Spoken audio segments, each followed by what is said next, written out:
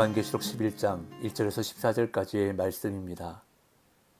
또 내게 지팡이 같은 갈대를 주며 말하기를 일어나서 하나님의 성전과 제단과 그 안에서 경배하는 자들을 측량하되 성전 바깥 마당은 측량하지 말고 그냥 두라.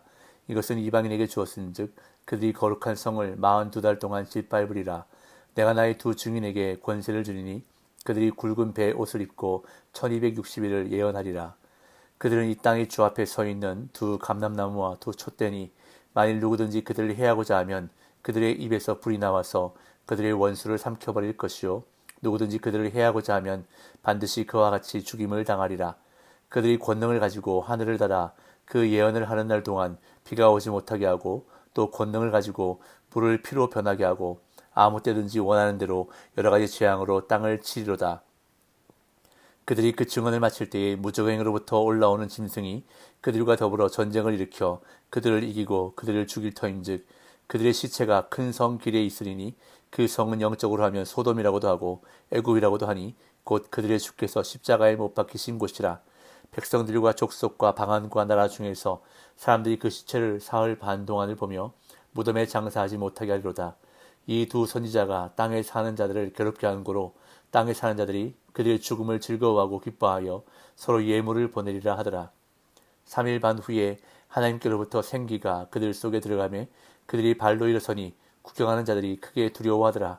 하늘로부터 큰 음성이 있어 이리로 올라오라 함을 그들이 듣고 구름을 타고 하늘로 올라가니 그들의 원수들도 구경하더라. 그때에 큰 지진이 나서 성 10분의 1이 무너지고 지진에 죽은 사람이 7천이라. 그 남은 자들이 두려워하여 영광을 하늘의 하나님께 돌리더라. 둘째 화는 지나갔으나 보라 셋째 화가 속히 이르는도다. 아멘. 요한계시록 11장은 6번째 나팔장과 7번째 나팔장 사이에 존재하는 막간 내 두 번째 부분으로서 성전 측량과 두 증인의 모습이 소개되고 있습니다. 11장의 핵심 주제는 10장과 동일한 맥락에서 재앙의 시대 가운데서 교회가 담당하게 되는 복음 전파의 사명입니다. 흥미로운 사실은 11장에서 주로 다루는 말세의 교회가 감당해야 할 예언자적 증인의 사명 이야기가 예수님이 걸어가신 사역의 걸음을 생각나게 한다는 점입니다. 요한은 두 증인의 여정을 예수님의 고난과 죽음과 부활과 승천을 그대로 따라가는 것으로 묘사하고 있습니다. 이는 교회가 감당해야 할 사명이 예수님을 전하는 것만이 아니라 예수님이 걸어가신 길을 그대로 따르는 삶을 드러나야 한다는 것을 말해주고 있습니다.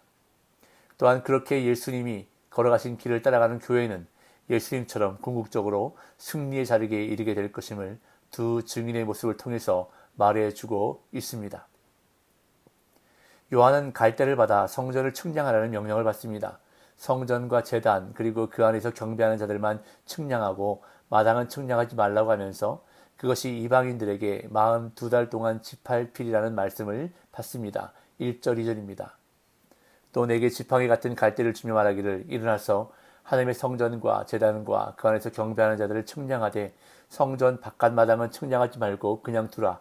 이것은 이방인에게 주었은즉 그들이 거룩한 성을 42달 동안 짓밟으리라. 여기서 측량하는 행위는 에스겔 40장부터 48장까지에 나오는 성전 측량을 배경으로 하고 있습니다. 에스겔 40장부터 48장까지에 나오는 성전 측량은 하나님이 특별히 보호하셔서 우상 숭배와 각종 배교로부터 안전하게 될 것이라는 의미를 담고 있는데 이 약속은 하나님의 임재를 전제로 하고 있습니다. 따라서 이 점을 오늘 본문에 적용해 볼 때 측량의 명령은 그 측량의 대상을 보호하겠다는 하나님의 강한 의지를 반영한다는 것을 알 수 있습니다. 요한은 성전과 제단과 그 안에서 경배하는 자들을 측량하고 성전 바깥 마당은 측량하지 말라는 명령을 받습니다. 여기서 성전은 물리적인 성전이 아니라 예수님의 초림부터 재림까지의 교회를 상징적으로 뜻합니다. 성전은 교회를, 제단은 신자의 삶이 하나님께 드려졌음을, 그리고 그 안에서 경배하는 자들은 교회를 이루는 개별 신자들을 가리키는 표현으로 이해할 수 있습니다. 또한 성전 바깥 마당도 교회를 가리키는 표현이지만 이 부분을 측량하지 말라는 표현은 교회가 42달 동안 불신자들에게 박해당할 것임을 뜻하는 것으로 볼 수 있습니다. 이에 대한 다양한 견해가 있지만 가장 설득력 있는 견해는 성전과 제단과 그 안에서 경배하는 자들을 측량하라는 명령은 교회가 육체적 박해는 경험하겠지만 영적 보호를 받을 것에 강조점이 있고, 성전 바깥 마당을 측량하지 말라는 명령은 교회가 불신자들을 통해 육체적 방해를 경험할 것이라는 점에 강조점이 있다는 견해입니다. 여기서 말하는 42달은 3절에 나오는 1260일과 동일한 기간으로 다니엘서에 나오는 한때와 두때와 반때에서 유래한 표현인데, 예수님의 부활과 재림 사이의 기간을 가리키는 상징적인 표현입니다. 이 기간 동안 교회는 불신자들로부터 육신적으로는 해를 당하지만 그럼에도 불구하고 하나님이 그들의 영적 생명을 지키실 것이라고 말씀하는 것입니다. 이어 3절부터 13절까지는 일종의 비유적인 표현을 사용해 두 증인 이야기를 다루고 있습니다. 3절, 4절. 내가 나의 두 증인에게 권세를 주리니 그들이 굵은 배의 옷을 입고 1260일을 예언하리라. 그들은 이 땅의 주 앞에 서 있는 두 감람나무와 두 촛대니. 여기서 나라고 말씀하시는 이는 문맥상 하나님 혹은 그리스도로 볼 수 있습니다. 하나님 혹은 그리스도께서는 두 증인에게 권세를 주셔서 1260일을 예언하게 하실 것인데, 여기서 말하는 두 증인은 교회 전체를 가리킵니다.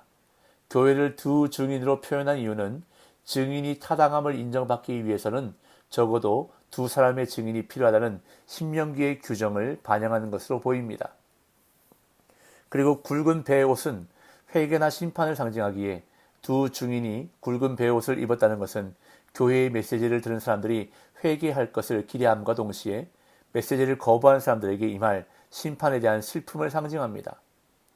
또한 두 증인이 예언할 기간인 1260일은 앞에서 언급한 대로 예수님의 부활부터 재림까지의 기간을 가리킵니다. 4절 하반절에서 두 증인은 두 감람나무와 두 촛대에 비유되는데, 두 감람나무는 스가랴 4장 3절과 14절을 배경으로 하고 있습니다. 제가 먼저 스가랴 4장 3절을 읽어보겠습니다. 그 등잔대 곁에 두 감람나무가 있는데 하나는 그 기름 그릇 오른쪽에 있고 하나는 그 왼쪽에 있나이다 하고, 스가랴 4장 14절도 읽어보겠습니다. 이르되 이는 기름 부음 받은 자 둘이니 온 세상의 주 앞에 서 있는 자니라 하더라. 여기서 두 감람나무는 기름 부음 받은 자 둘로 해석되고 있는데, 스가랴 당시에 기름 부음 받은 자는 대제사장 여호수아와 총독 스룹바벨을 가리킵니다. 따라서 오늘 본문에서 말하는 두 감람나무는 교회의 제사장적 역할과 왕적 역할을 상징합니다. 그리고 교회를 촛대에 비유한 것은 1장 20절에서 언급한 7 촛대를 연상시킵니다. 이어 두 증인의 권능에 대해서 설명하는데, 구약의 대표적인 인물인 엘리야와 모세를 모델로 설명합니다. 5절 6절. 만일 누구든지 그들을 해하고자 하면 그들의 입에서 불이 나와서 그들의 원수를 삼켜버릴 것이요, 누구든지 그들을 해하고자 하면 반드시 그와 같이 죽임을 당하리라. 그들이 권능을 가지고 하늘을 닫아 그 예언을 하는 날 동안 비가 오지 못하게 하고, 또 권능을 가지고 물을 피로 변하게 하고 아무 때든지 원하는 대로 여러 가지 재앙으로 땅을 치리로다. 이 부분은 교회가 가진 선포 사역의 권능을 엘리야와 모세를 모델로 설명하는데, 먼저 두 증인의 입에서 불이 나와 원수를 삼켜버리는 것은 열왕기하 1장에 기록된 사건, 즉 아하시야 왕이 엘리야를 잡아오도록 보낸 군사들을 엘리야가 하늘에서 불을 내려 죽인 사건을 연상시킵니다. 또한 하늘을 닫아 비가 오지 못하게 하는 것도 엘리야 시대의 가뭄을 연상시킵니다. 그리고 물을 피로 변하게 하고 아무 때든지 원하는 대로 여러 가지 재앙으로 땅을 치는 것은 모세가 일으킨 기적을 연상시킵니다. 이와 같이 증인의 역할을 감당하는 교회의 권세를 막을 세력은 없다는 것을 말씀하는 것입니다. 이어 두 증인의 죽음에 대해서 말씀하는데, 두 증인이 증언을 마칠 때 무적행으로부터 짐승이 올라와 두 증인과 더불어 전쟁을 일으켜 그들을 이기고 죽일 것이라 말씀합니다. 7절에서 10절. 그들이 그 증언을 마칠 때에 무적행으로부터 올라오는 짐승이 그들과 더불어 전쟁을 일으켜 그들을 이기고 그들을 죽일 터인즉 그들의 시체가 큰 성 길에 있으리니, 그 성은 영적으로 하면 소돔이라고도 하고 애굽이라고도 하니 곧 그들의 주께서 십자가에 못 박히신 곳이라. 백성들과 족속과 방언과 나라 중에서 사람들이 그 시체를 사흘 반 동안을 보며 무덤에 장사하지 못하게 하리로다. 이 두 선지자가 땅에 사는 자들을 괴롭게 한 고로 땅에 사는 자들이 그들의 죽음을 즐거워하고 기뻐하여 서로 예물을 보내리라 하더라. 두 증인이 증언을 마칠 때 무적행으로부터 짐승이 올라와 두 증인과 더불어 전쟁을 일으켜 그들을 이기고 죽일 것이라 말씀하는데, 이는 역사의 끝 그리스도의 재림 직전에 성도들이 극심한 박해를 받고 순교할 것을 의미합니다. 그 결과 두 증인의 시체는 장사되지 못하고 큰 성 길에 방치되는 치욕을 겪을 것입니다. 즉, 이 시기에 성도와 교회는 세상으로부터 큰 수치를 당할 것이라는 의미입니다. 큰 성 예루살렘은 예수님이 죽임당하신 장소로 하나님을 대적하는 대표적 상징입니다. 불신자들이 두 증인의 시체를 사흘 반 동안 구경하는데, 사흘 반은 두 증인이 사역한 기간인 1260일과 대조를 형성합니다. 즉, 이 기간은 상대적으로 매우 짧다는 것을, 짐승이 승리하는 기간이 얼마나 일시적인지를 강조하고 있습니다. 이 기간에 불신자들은 즐거워하고 서로 선물을 교환하는 축제를 즐긴다고 말씀합니다. 그러나 사흘 반 후에 두 증인은 부활하고 승천합니다. 11절 12절. 3일 반 후에 하나님께로부터 생기가 그들 속에 들어가매 그들이 발로 일어서니 구경하는 자들이 크게 두려워하더라. 하늘로부터 큰 음성이 있어 이리로 올라오라 함을 그들이 듣고 구름을 타고 하늘로 올라가니 그의 원수들도 구경하더라. 사흘 반이 지나자 두 증인이 부활해 하늘로 올라가는데, 이것은 역사의 마지막에 일어날 성도들의 부활과 휴거를 가리킵니다. 이로 인해 대적들은 두려움에 사로잡히고 두 증인은 원수들의 목격하에 승천하게 될 것이라 말씀합니다. 그리고 그때에 큰 지진이 일어날 것이라 말씀합니다. 13절 14절. 그때에 큰 지진이 나서 성 10분의 1이 무너지고 지진에 죽은 사람이 7천이라. 그 남은 자들이 두려워하여 영광을 하늘의 하나님께 돌리더라. 둘째 화는 지나갔으나 보라, 셋째 화가 속히 이르는도다. 큰 지진으로 인해 성의 10분의 1이 무너지고 죽은 사람은 7천에 달합니다. 이 남은 자들이 하나님께 영광을 돌린다는 표현은 하나님이 행하신 심판의 정의로움을 인정한다는 뜻에서 영광을 돌린다기보다는 지진에서 살아남은 자들 가운데 일부가 진정한 회심을 통해 믿음에 이르게 된다는 의미입니다. 교회는 하나님의 권세를 지닌 공동체입니다. 세상의 박해가 아무리 거세도 교회는 결코 무너지지 않습니다. 오히려 하나님이 주신 영적 권세로 어둠의 세력을 물리칠 수 있습니다. 우리는 이 진리를 굳게 붙들어야 합니다. 비록 이 시대의 교회와 성도들을 향한 공격이 거셀지라도 교회를 붙들어 주시는 하나님의 능력을 온전히 신뢰하며 오늘도 맡은 자리에서 승리하시는 복된 주의 종들 되시기를 예수님의 이름으로 축복합니다.